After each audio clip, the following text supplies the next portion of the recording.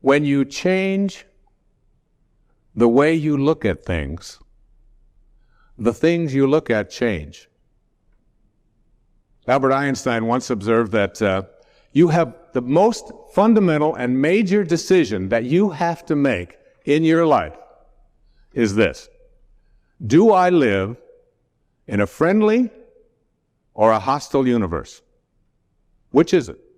Is it a universe that is filled with hostility and anger and people wanting to hate each other and people wanting to kill each other? Is that what you see? Because when you see the world that way, that's exactly what you will create for yourself in your life. This is from great scientific minds. And the interesting thing is that this is not just a clever play on words, that when you change the way you look at things, the things you look at change.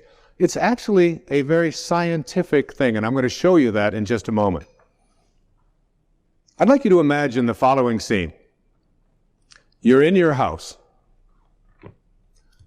You've got your car keys in your hand. The lights go out. Power failure. You can't see a thing. You stumble around in your living room and you drop your keys. And you look around for a moment and you realize that you're never going to find them in the dark.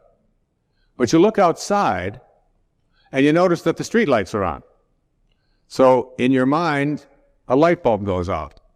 I'm not going to sit around here in the dark and grope around looking for my keys when there's a light on outside. I'm going to go out here under the street light and I'm going to look for my keys.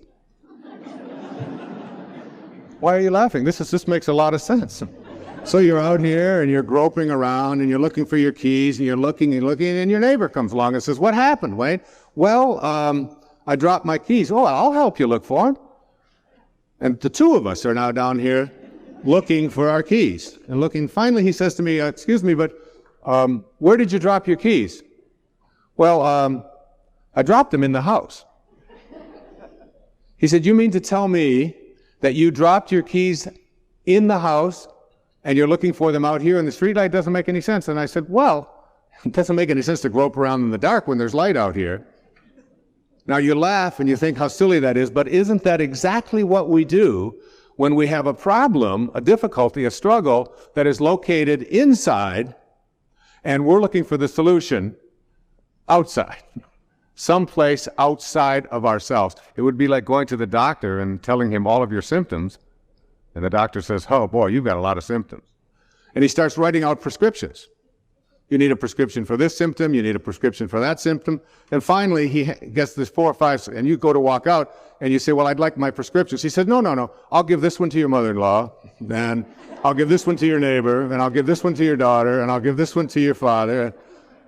I mean, you're the one with the struggles and with the difficulties, and expecting somebody else to change or something outside of you to get better in order for you to make your life work at this level that I'm calling intention is something you have to really take a hard look at. It's in here.